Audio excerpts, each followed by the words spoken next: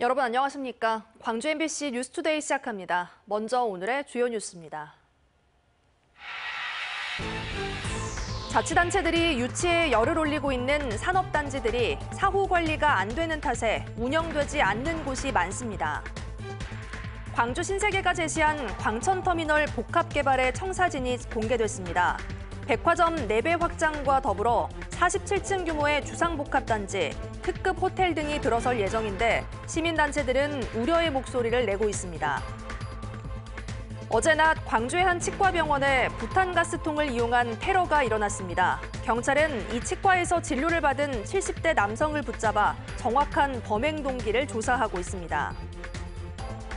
제주 지역의 대규모 관광 개발이 중국 자본 위주의 외부 자본에 의존한 결과 현재 지역 경제에 미치는 부작용이 큽니다.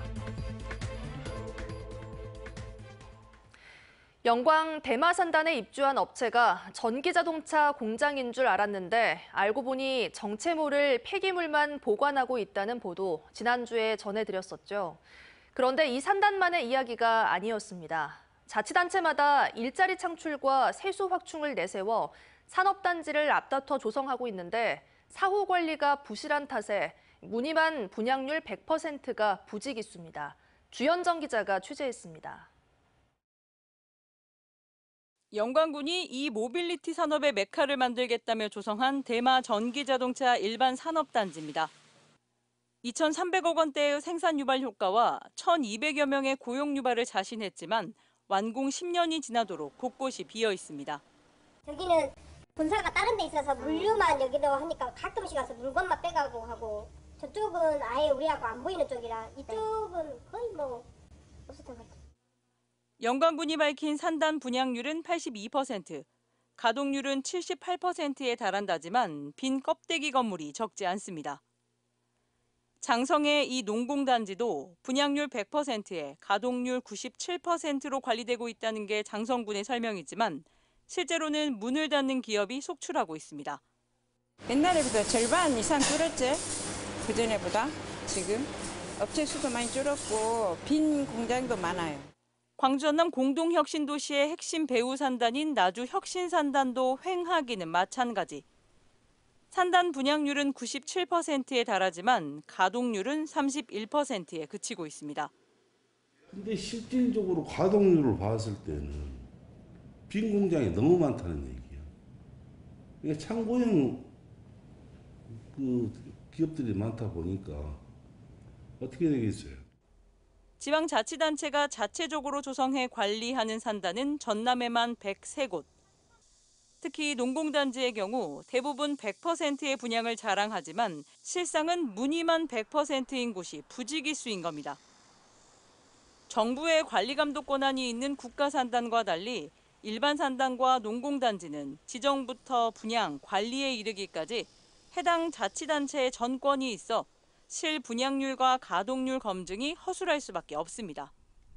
산단 입주업체들은 사업 성패의 기준점을 산단 분양률에 두다 보니 각 지자체가 파격에 가까운 입주 혜택을 내걸고 초기 분양에는 열을 올리지만 산단의 지속성을 위한 사후 관리에는 정작 무관심하다고 지적합니다. 사업계획 낸 대로 이걸 1년, 2년 안에 추진하고 있는지는 최소한 점검을 해야 되는데 그런 거 안 하는 데가 지금 눈 가리고 아웅식의 산단 관리 감독에 막대하게 투입된 혈세만 세고 있습니다. MBC 뉴스 주현정입니다. 8월 하순으로 접어들었는데도 폭염이 계속되고 있습니다. 열기와 습도가 계속해서 높은 상태를 유지하고 있고요. 광주와 전남 모든 지역에 폭염특보도 해제될 기미를 보이지 않고 있습니다. 낮 동안 체감온도가 최고 35도 안팎까지 오르는 심한 더위가 장기화하고 있습니다. 온열 질환으로 인한 피해 없도록 더 각별한 주의가 필요하겠습니다. 오늘 하늘 모습 보시면 맑은 하늘 드러나 있습니다. 소나기 소식마저 없는 채 찌는 듯한 찜통 더위가 계속되겠습니다. 주말 동안에도 비슷한 수준의 더위가 예상되는데요. 소나기는 잠깐 지날 수 있겠습니다. 토요일인 내일은 광주와 전남에 5에서 40mm, 일요일은 전남 남해안을 중심으로 5에서 20mm가량의 비가 지날 것으로 예상됩니다. 광주의 현재 기온 25도 안팎 보이고 있고요. 한낮 기온 33도까지 치솟겠습니다. 날씨 정보였습니다. 요즘 밤잠 설치는 분들 많으시죠? 올여름 광주 전남의 열대야 일수가 역대 최다 기록을 경신했습니다. 기상자료 개방 포털에 따르면 지난 6월 1일부터 그제까지 광주 전남의 열대야 일수는 26.4일로 집계됐습니다. 이는 1973년 이후 열대야가 가장 많이 발생한 것으로 지난 2018년 25.7일 이후 5년 만에 역대 최다 기록입니다. 광주 신세계가 백화점과 터미널 부지에 47층 규모의 복합시설을 짓겠다는 개발 계획을 광주시에 제출했습니다. 일본의 아자부다이 힐즈처럼 상업과 업무, 교통 등이 집약된 도시 속의 도시를 만들어 대한민국 랜드마크로 조성한다는 계획인데요.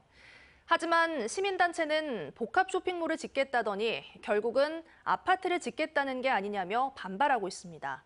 보도에 송정근 기자입니다. 광주 신세계백화점이 광천터미널 복합개발에 청사진을 제시했습니다.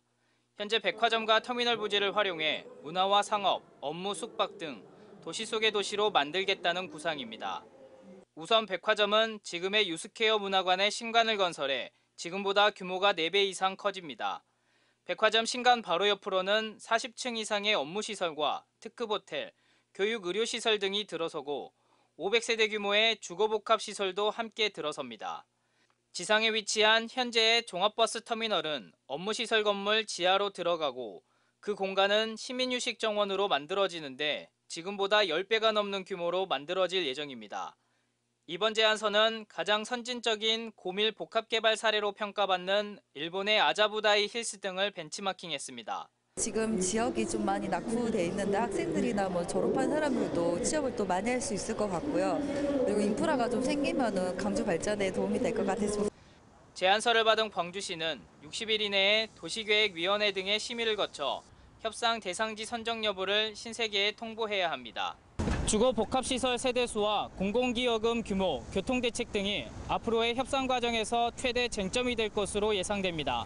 우리 시에서는 광천권역 전체를 대상으로 종합적인 교통대책을 고민하고 있고, 물론 신세계도 교통유발 요인이 있다면 교통영향평가라든지 이런 부분을 통해서 검토가 이루어질 것입니다. 신세계백화점 확장과 관련해 실무협의를 시작했다는 소식에 광주 시민단체 협의회는 우려의 목소리를 냈습니다. 앞으로 신세계백화점 주변으로 광청동 재개발 5,000세대를 포함해 10,000세대가 들어선다며 교통혼잡 보완 대책을 마련해야 한다고 지적했습니다. 그러면서 백화점 확장 사업으로 버스터미널 이용객의 편익을 해치는 일도 없어야 한다고 강조했습니다. 어떤 여러 가지 주거 및 상업시설이 밀집되는 과정에서 소상공인 문제랄지 아니면 다른 지역의 공동화에 따른 광주의 균형적인 발전. 신세계 복합개발의 총 사업비는 4조 4천억 원이며 올해부터 2037년까지 13년 동안 단계적으로 추진됩니다. MBC 뉴스 송정근입니다. 어제 낮 광주의 한 치과에서 부탄가스로 만든 사제 폭발물이 터졌습니다. 다행히 인명피해는 없었는데 이 폭발물을 만든 남성을 잡고 보니 이 병원에 다닌 70대 환자였습니다. 이 남성이 부탄가스 상자를 들고 병원으로 들어가는 영상을 입수했습니다. 보도에 천홍희 기자입니다. 어제 오후 광주광역시의 한 인도. 모자를 눌러 쓴 남성이 상자를 감싸 안고 걸어갑니다. 한 건물에 들른 남성은 상자 없이 건물을 떠나갑니다. 그리고 잠시 뒤 폭발음이 들렸습니다. 심장이 벌렁벌렁했죠. 갑자기 사이렌이 어마어마하고 간호사들이 뛰어가지고 나가라고 했어요.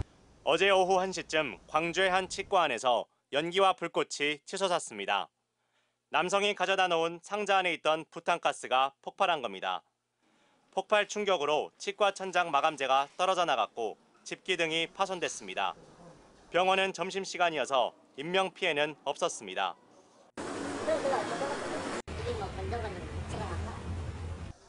하지만 도심 한가운데서 큰 폭발이 일어나면서 병원 위아래층 환자들과 시민 100여 명이 긴급 대피했습니다. 경찰 특공대도 출동했습니다. 이 건물 3층에 있던 택배 박스가 폭발하면서 건물에서는 아직도 탄냄새가 진동하고 있습니다.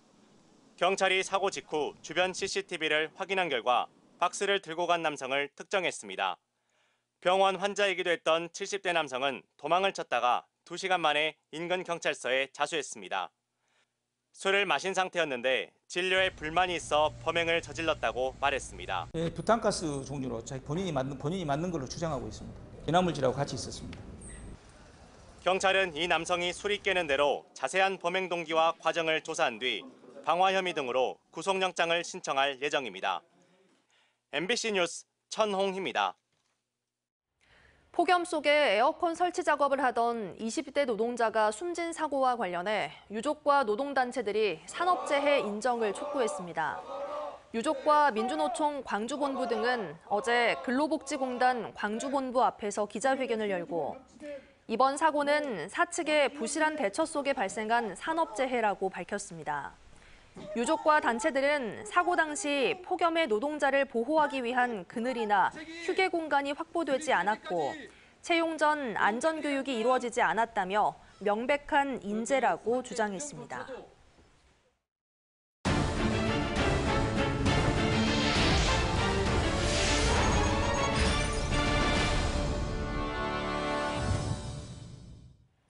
소록도에 방치된 폐기물이 논란입니다. 비용을 아끼려고 비양심적으로 폐기물을 버리고 간 업체 잘못도 있지만 소록도를 관할하는 병원과 단속 권한이 있는 고흥군에도 책임이 있습니다.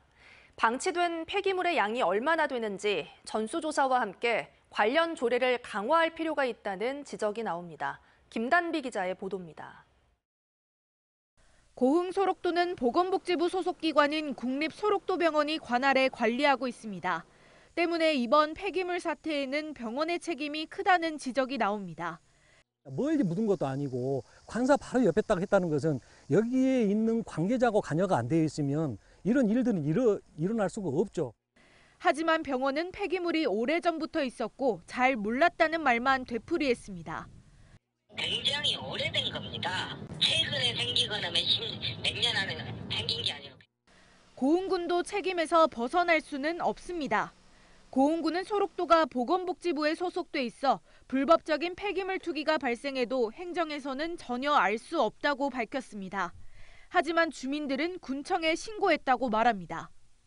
고흥군청에 그냥 물어봤어요. 조사하는 이렇게 전화 주셔서 저희가 나가면 그럼 신고를 하시는 건가요? 그러더라고요. 공사 현장에서 발생하는 5톤 미만의 생활 폐기물을 관리하는 조례도 상대적으로 허술합니다. 고흥군은 공사장 생활 폐기물을 PP포대에 담아 버릴 수 있도록 하고 있습니다. 하지만 인근 광양시는 사전 신청을 해야만 폐기물을 버릴 수 있고 신청서에는 업체명과 폐기물 종류, 반입량 등을 자세히 적어야 합니다. 하지만 고흥군의 경우 5톤 이상의 생활 폐기물만 자료로 남아 있습니다. 신고 의무 대상인 경우에는 역추적이 가능하거든요. 네네네. 5톤 미만이고 신고 의무 대상이 아니고 일제 강점기부터 오랜 기간 외부와 단절된 만큼 관리 사각지대에 놓여왔던 소록도. 환경단체는 소록도 땅에 묻혀 있거나 방치된 폐기물이 얼마나 되는지 전수조사부터 해야 한다고 촉구합니다. MBC 뉴스 김단비입니다. 지난밤 목포 도심 하늘에 알 수 없는 불빛이 나타나 보는 이들의 궁금증을 자아냈습니다. 불빛의 움직임은 1시간가량 계속됐는데요. 김규희 기자가 불빛의 정체를 취재했습니다. 밤하늘에 흰색 점 모양의 불빛들이 생겼다가 사라집니다. 곧이어 다시 등장해 일정한 패턴으로 움직이고 노란색, 분홍색 등 다양한 색깔로 바뀝니다. 밤 8시를 넘어 목포 하늘에 나타나기 시작한 불빛은 1시간가량 목격됐고 시민들의 제보가 이어졌습니다. 이 빛의 정체는 인근 평화광장 바다분수에 설치된 움직이는 조명이 구름에 비쳐 나타난 현상이었습니다. 목포시가 공중을 향해 움직이는 조명 시설을 설치한 건 지난 4월. 480와트 밝기의 16개 조명을 월요일을 제외하고 매일 밤 8시부터 20분씩 3차례씩 쏘고 있습니다. 저희 무빙 라이트가 움직이는 형태가 있는데 그 형태가 유사하게 지금 상공에 있는 빛이 물결 모양으로 움직이거든요. 이 근방에서 그러한 형태로 빛을 쏘고 있는 구조물은 저희 춤추는 바다분수 무빙 라이트라고. 태풍이 몰고 온 수증기를 담은 구름에 조명 불빛이 반사된 겁니다. 전문가들은 구름 위치가 낮고 짙을수록 번지는 현상이 더 잘 보일 수 있다고 말합니다. 뭐 우주 공간 쪽으로 날아가기 때문에 그 빛을 우리가 옆에서 제대로 볼 수 있는 방법이 없거든요. 그런데 이제 우리가 하늘에 구름이 있게 되면은 구름은 굉장히 작은 물방울이나 얼음알갱이들로 구성이 되어 있기 때문에 빛을 맞게 되면은 빛을 사방으로 퍼뜨립니다. 2년 전 가을 제주에서도 어선 불빛이 구름에 반사되면서 나타난 밤하늘 불빛 기둥이 화제를 모으기도 했습니다. MBC 뉴스 김규희입니다. 광주 완도간 고속도로 2단계 사업이 예비타당성 조사를 통과하게 됐습니다. 2단계 사업은 강진 성전에서 해남 남창까지 40km 구간으로 1조 5천억 원이 투입됩니다.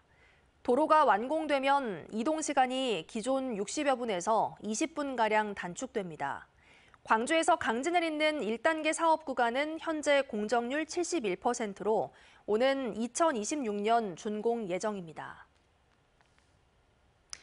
5.18 민주화운동 관련 기사와 SNS 등에 달린 댓글 4개 가운데 1개는 5.18을 왜곡하거나 폄훼하는 내용을 담고 있는 것으로 나타났습니다. 5.18 기념재단 등은 그제 국회에서 열린 5.18 미디어 모니터링 조사 결과 발표에서 최근 2년간 5.18 관련 SNS 영상에 달린 댓글 11,000여 건 가운데 24%가 5.18을 왜곡하거나 폄훼하는 내용이었다고 밝혔습니다. 특히 북한군이 남한에 침투해 폭동을 일으켰다는 북한군 개입설이 800여 건으로 가장 많았습니다.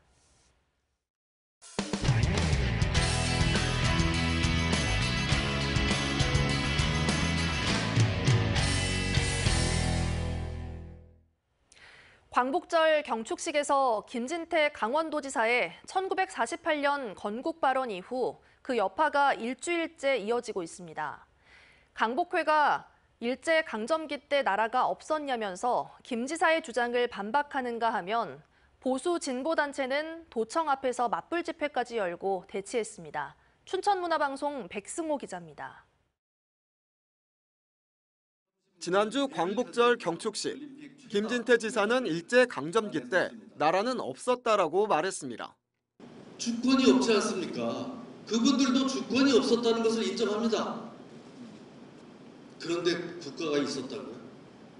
주권과 영토를 회복한 다음 1948년 8월 15일에 정부를 세우면서 대한민국이 건국됐다는 게 김 지사의 논리입니다.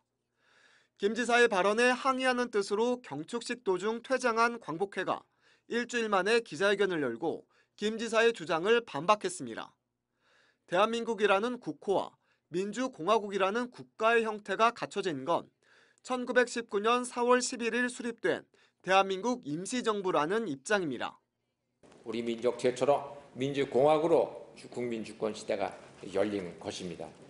또한 임시정부 외교와 국방, 국내를 관장하는 조직도 있었고 국회 같은 의정원도 있었습니다. 광복회는 대한민국이 광복된 1945년 8월 15일부터 정부가 수립된 1948년 8월 15일까지 이 땅에 사신 분들의 국적은 어디냐고도 따져 물었습니다.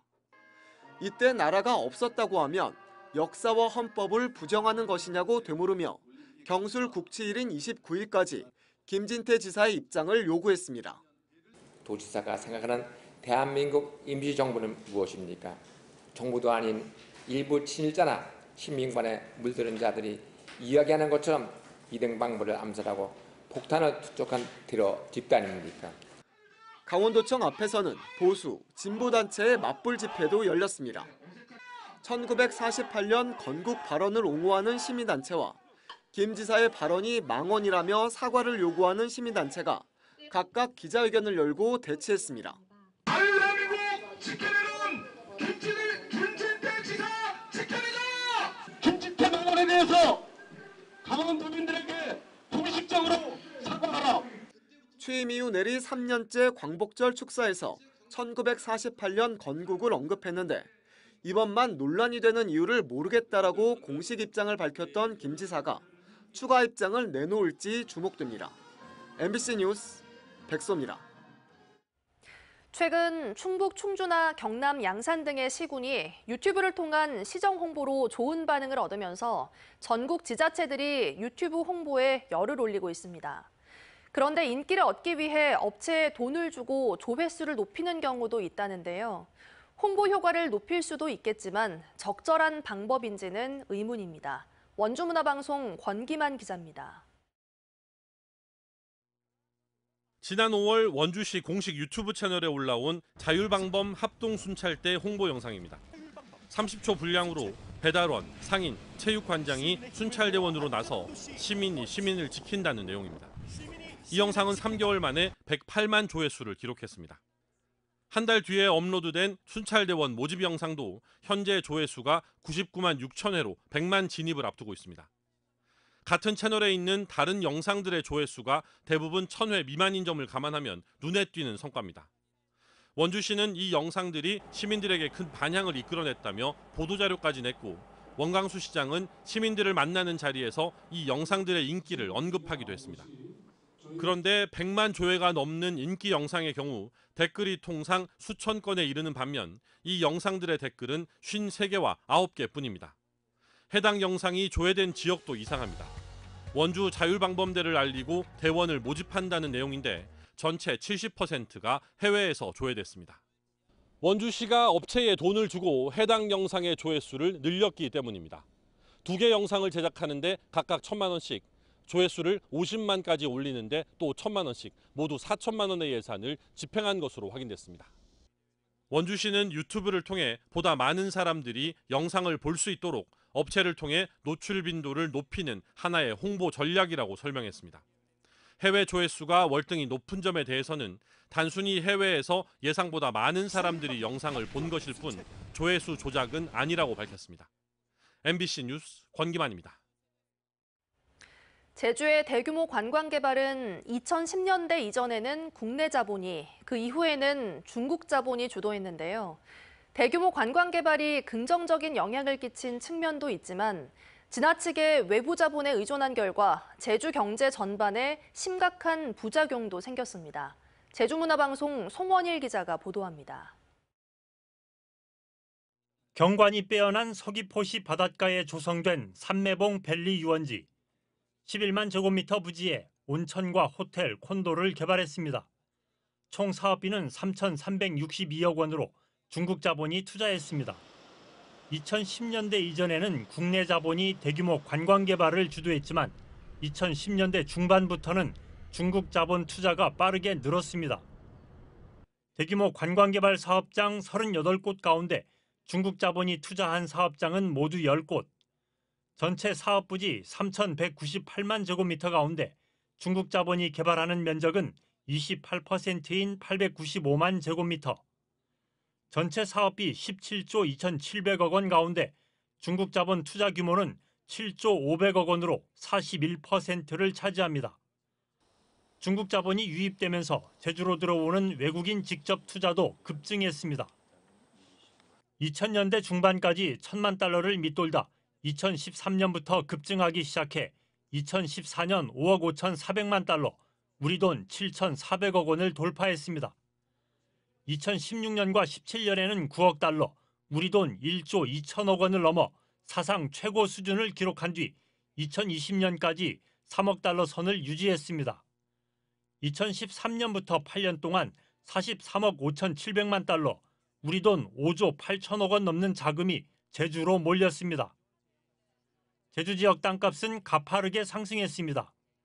지가지수 분석 결과 전국 평균과 비슷하게 유지되던 제주의 지가지수는 외국인 투자가 급증한 2014년부터 차이가 벌어졌습니다.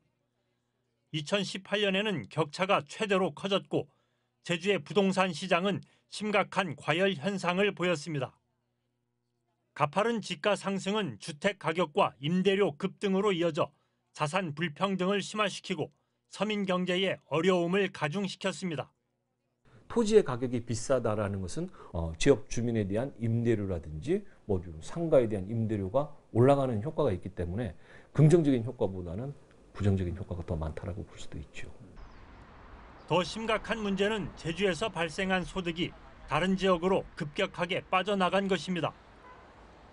지역의 소득이 외부로 유출되는 정도를 가늠하는 통계 항목을 분석한 결과 국제자유도시 개발이 본격 추진된 2002년 이전에는 다른 지역에서 소득이 유입됐으나 2003년 1,389억 원을 시작으로 계속 소득이 유출됐습니다. 2009년에는 처음으로 5천억 원을 넘었고 2016년에는 사상 최대인 5,813억 원이 유출되는 등 20년 동안 3조 9천억 원의 소득이 제주 밖으로 빠져나갔습니다. 외부 자본을 유치해 대규모 개발을 추진한 결과 개발 이익이 제주도 안에서 재투자되지 않고 다른 지역으로 빠져나가면서 지역 경제 발전을 오히려 가로막고 있습니다. 그 소득이 다시 지역 내에 다시 투자가 되거나 어떤 특정 사업에 대해서 또 이제 그 투자 이익이 다시 소비가 되는 것이죠. 이렇게 선순환이 계속 일어나는데 이게 한 번에 빠져나가 버리면 그 효과가 없어지게 되는 거죠. 과거 제주가 가난했던 시절에는 외부 자본을 유치해 개발할 필요가 있었습니다. 그러나 50년 넘게 외부 자본에 의존하는 대규모 개발 정책이 지속되면서 심각한 부작용이 나타나고 있습니다. 근본적인 재검토와 새로운 대안 모색이 시급한 과제로 떠올랐습니다. MBC 뉴스 송원일입니다.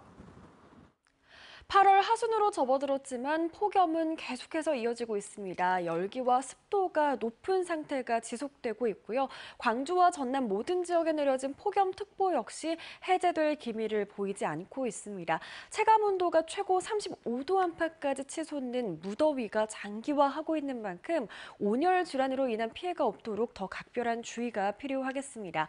오늘 하늘 모습 보시면 맑은 하늘 드러나 있습니다. 소나기 소식마저 없는 가운데 불볕 더위가 예상됩니다.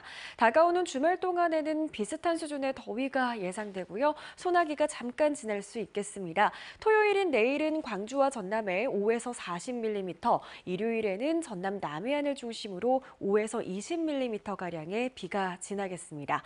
광주의 현재 기온 25도 보이고 있습니다. 한낮 기온은 33도 안팎까지 치솟겠습니다.